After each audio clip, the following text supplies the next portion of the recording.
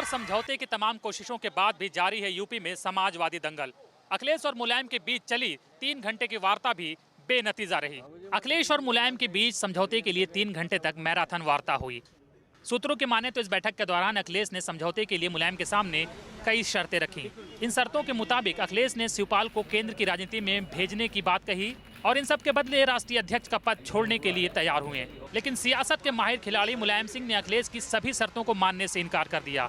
मुलायम ने शिवपाल को केंद्र में भेजने से इनकार करने के साथ ही अमर सिंह को भी पार्टी से निकालने के बदले में रामगोपाल के भी पर कतरने की शर्त रखी, जिसके लिए अखिलेश तैयार नहीं हुए। और यही वजह रही कि 3 घंटे की ये वार्ता आखिर में बेनतीजा साबित हुई। समाजवादी कुनबे में मचा घमासान पल पल नए रंग बदल रहा है। ऐसे में संभावना इसी बात की है कि समझौते के लिए अखिलेश और मुलायम एक बार फिर से वार्ता की मेज पर बैठ सकते हैं। वीडियो जर्नलिस्ट दीपक राणा के साथ अनिल यादव, न्यूज नेशन, लखनऊ।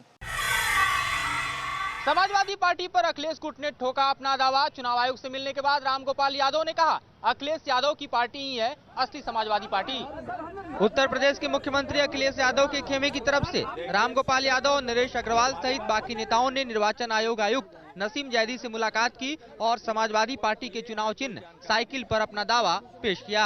सूत्रों के मुताबिक इस दौरान रामगोपाल यादव ने रविवार को हुए पार्टी अधिवेशन का वीडियो भी साझा किया है। अखिलेश गुट और मुलायम गुट दोनों के ही दावे चुनाव आयोग के सामने हैं और अब आयोग को तय करना है कि किसके दावे में कितना दम है और समाजवादी पार्टी पर किसके अधिकार को संवैधानिक माना जाए। वीडियो सतुल के साथ मधुरेंद्र कुमार, न्यूज नेशन, दिल्ली। मुलायम सिंह यादव के पत्र को लेकर उठे सवाल, नेताजी के 2 तरह के हस्ताक्षर सामने आने के बाद सियासी संग्राम छिड़ गया। 1 जनवरी को मुलायम सिंह यादव ने 2 तरह के आदेश जारी किए थे। पहले आदेश में उन्होंने सीएम अखिलेश यादव के अधिवेशन को असंवैधानिक करार दिया था। दूसरे लेटर में उन्होंने पार्टी के उपाध्यक्ष किरणमय नंद को इस अधिवेशन में जाने के लिए पार्टी की प्राथमिक सदस्यता से बर्खास्त कर दिया था। कुछ घंटों के अंतराल में जारी हुए इन 2 लेटर्स में मुलायम के हस्ताक्षर मेल नहीं खाते। 2 स्वाक्षर अलग अलग है और कोई स्वाक्षर भी नेताजी का नहीं। ऐसे में सवाल उठने शुरू हो गए हैं कि इन दोनों में से असली सिग्नेचर कौन से हैं। वजह चाहे जो भी रही हो, लेकिन नेताजी के 2 तरह के हस्ताक्षर इस सियासी संग्राम के बवाल की वजह जरूर बन गए। वीडियो जर्नलिस्ट अजीत यादव के साथ सूरज अरोड़ा, न्यूज नेशन, दिल्ली। परिवार के जब सभी लोग सत्ता में हों तो उनके बीच की आपसी लड़ाई से राज्य को क्षति जरूर पहुंचती है, लेकिन आने वाली बीजेपी की सरकार इस नुकसान की भरपाई कर देगी। केंद्रीय गृह मंत्री राजनाथ सिंह ने उत्तर प्रदेश में चल रहे सियासी संग्राम पर पत्रकारों को कहा। केंद्रीय गृह मंत्री ने कहा कि हम किसी को नुकसान पहुंचाकर अपना लाभ नहीं करना चाहते हैं।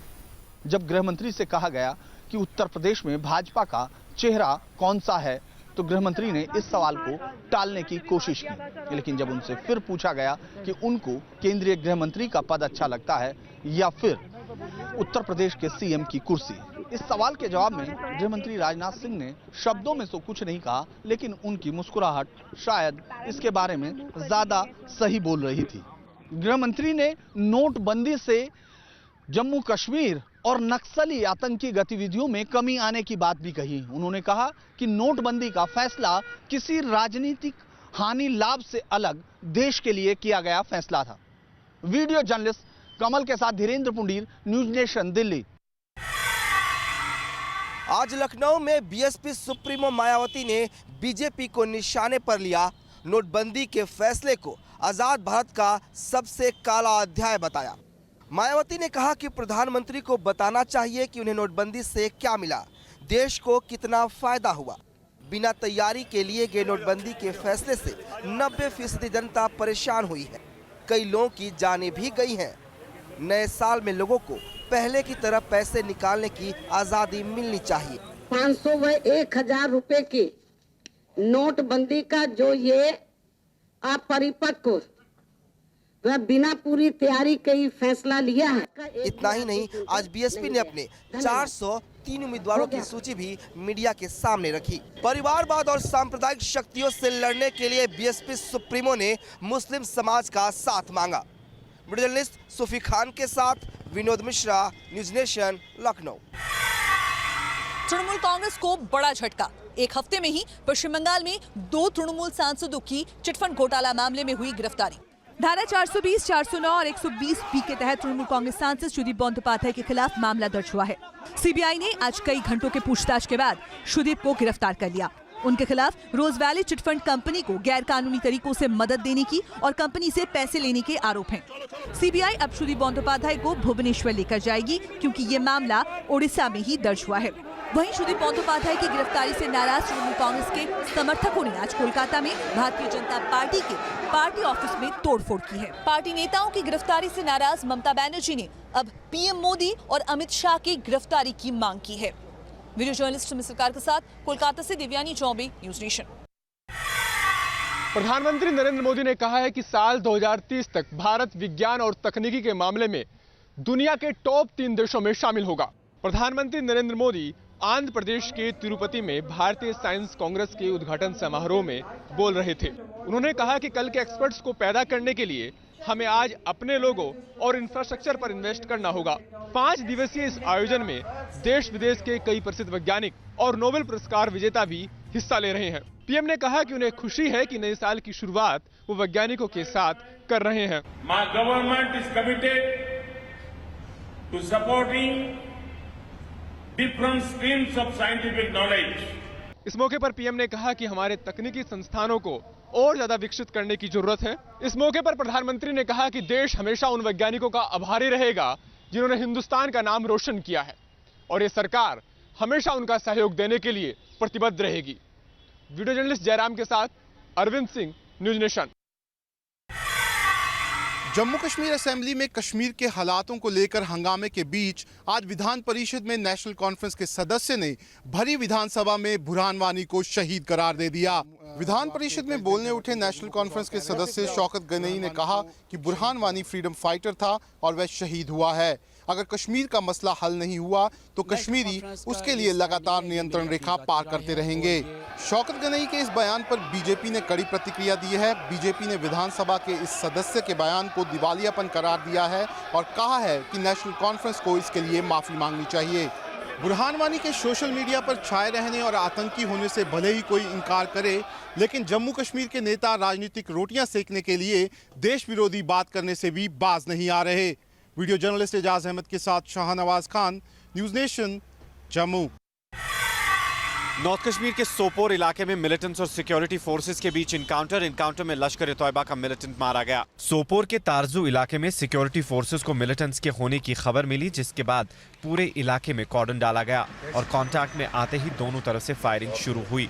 इस इनकाउंटर में लश्कर का एक मिलिटेंट मारा गया और ये एक पाकिस्तानी टेररिस्ट है जो कि काफी टाइम से सोपोर के इलाके में एक्टिव था। वहीं साउथ कश्मीर के पुलवामा में मिलिटेंट्स ने सीआरपीएफ गश्ती पर हमला किया, जिसमें एक सीआरपीएफ जवान जख्मी हुआ। सोपोर और पुलवामा दोनों जगहों पर सिक्योरिटी फोर्सेस का सर्च ऑपरेशन अभी भी जारी है। वीडियो जर्नलिस्ट मोहम्मद यूनिस के साथ Idris loan, news nation, Srinagar. Pune metro rail के निर्माण कार्य पर नेशनल ग्रीन ट्रिब्यूनल ने लगाई रोक। प्रधानमंत्री ने 10 दिन पहले किया था मेट्रो का शिलान्यास। पुणे मेट्रो रेल के निर्माण काम पर नेशनल ग्रीन ट्रिब्यूनल ने रोक लगा दी है। पुणे के कुछ प्रतिष्ठित नागरिकों ने ट्रिब्यूनल के पास पर्यावरण हित याचिका दर्ज की थी। मेट्रो मार्ग का कुछ हिस्सा नदी के मुहाने से गुजरता है, इसे बदलने की मांग याचिका में की गई। याचिका की सुनवाई होने तक मेट्रो का काम नेशनल ग्रीन ट्रिब्यूनल ने रोक दिया है। 24 दिसंबर 2016 को प्रधानमंत्री ने पुणे मेट्रो रेल परियोजना की आधारशिला रखी थी। नेशनल ग्रीन ट्रिब्यूनल के आदेश के खिलाफ महाराष्ट्र सरकार अपील करने वाली है और सरकार को उम्मीद है कि मेट्रो का निर्माण कार्य पर रोक हटा दी जाएगी। वीडियो जर्नलिस्ट ओम प्रकाश केवत के साथ सुभाष शिर्के, न्यूज नेशन, मुंबई। 1500 करोड़ के हवाला मामले में डायमंड मर्चेंट रितेश जैन के खिलाफ प्रवर्तन निदेशालय ने मामला दर्ज कर लिया है। प्रवर्तन निदेशालय ने रितेश जैन की कंपनी राजेश्वरी एक्सपोर्ट के 33 करोड़ के हीरे भी सीज किए हैं। एजेंसी के पास कई ऐसे दस्तावेज हैं जिनसे इस बात का खुलासा हुआ है कि डायमंड के व्यापारी रितेश जैन की कंपनी ने कई फर्जी बैंक अकाउंट खोलकर लोगों के काले पैसों को सफेद किया है। रितेश जैन के खिलाफ ईडी ने 1500 करोड़ रुपए की हेराफेरी करने के आरोप में prevention of money laundering act के तहत मामला दर्ज किया है। फिलहाल रितेश जैन प्रवर्तन निदेशालय की पकड़ से दूर हैं, लेकिन आने वाले दिनों में रितेश जैन की गिरफ्तारी संभव है। वीडियो जर्नलिस्ट कामेश के साथ पंकज मिश्रा, न्यूज नेशन, मुंबई। मध्य प्रदेश के उज्जैन में नई करेंसी के नकली नोट छापने वाले गिरोह का पर्दाफाश, 4 आरोपी गिरफ्तार और साथ प्रिंटर स्कैनर से नोट छापने की सामग्री भी बरामद। मध्य प्रदेश के उज्जैन में 8 लाख रुपए की नकली करेंसी के साथ 4 लोगों को पकड़ा गया है। पुलिस ने पूछताछ की तो पता चला ये लोग असली नोट को स्कैन करके कंप्यूटर की मदद से उसमें ग्राफिक डिजाइन करते थे और साथ ही साथ खास किस्म के कागज पर 2000 रुपए का नकली नोट छाप देते थे। इन लोगों के कब्जे से 8 लाख रुपए की इस तरह की करेंसी बरामद की जा चुकी है। साथ ही साथ प्रिंटर, स्कैनर, कागज और कंप्यूटर विशेष तरह के सॉफ्टवेयर के साथ बरामद किया गया है। चारों आरोपियों की गिरफ्तारी के बाद उज्जैन पुलिस अब इस बात का पता लगाने की कोशिश कर रही है कि नकली नोट कहां-कहां चलाए गए हैं और उनकी तादाद कितनी थी। वीडियो जर्नलिस्ट अभय के साथ Neeraj Srivastava, News Nation, Bhopal. Brazil में जेल में हुई गैंगवॉर में 60 लोगों की जान गई। जेल के अंदर 2 गुटों के बीच पहले तो तनातनी हुई और बाद में ये तनातनी जानलेवा साबित हुई। ये गैंगवॉर ब्राजील के साओ पोलो के फर्स्ट कैपिटल कमांड गुट और रियो डी जेनेरियो के रेड कमांड गुट के बीच हुआ। दोनों गुटों के बीच शांति का समझौता पिछले साल टूट गया था। इस गैंगवॉर में जिसको जो मिला उससे लेकर एक दूसरे पर वो टूट पड़ा। ज्यादातर कैदियों ने एक दूसरे के गले काट दिए। इस खूनी खेल में एक जेल अधिकारी समेत 60 कैदियों की मौत हो गई। मारे गए कैदियों की लाशें जेल की दीवारों से बाहर फेंक दी गई। इस अफरा तफरी में तमाम कैदी जेल से फरार भी हो गए। ब्राजील में हुए इस जेल कांड के बाद अब कई सवाल खड़े हो रहे हैं। सबसे बड़ा सवाल यह है कि जेल प्रशासन मुस्तैद क्यों नहीं था और कैदियों के पास हथियार कहां से आए। वीडियो जर्नलिस्ट मनोज कुमार के साथ रवीश बिष्ट, न्यूज नेशन, दिल्ली।